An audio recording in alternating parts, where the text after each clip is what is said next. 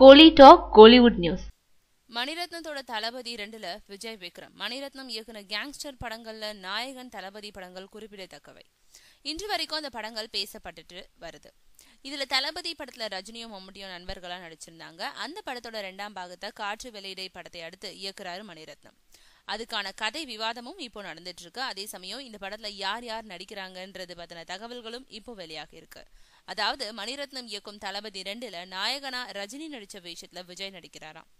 மம்முட்டி நடிச்ச வேஷத்துல விக்ரம் நடிக்கிறாராம். இவங்க 2 பேர்கிட்டயும் சமீபத்துல கதையை சொல்லி ஓகே பண்ணிட்டாராம் மணிரத்னம்.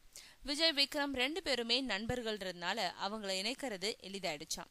மேலும் அட்லி இயக்கும் படத்துல நடிச்சு முடிச்சதும் முருகதாஸ் இயக்கத்துல விஜய் நடிப்பார்னு சொல்லப்பட்ட நிலையில மணிரத்னம் படத்தை முடிச்ச அப்புறம் தான் முருகதாஸ் இயக்கத்துல விஜய் நடிக்கிறதா சொல்லப்படுது.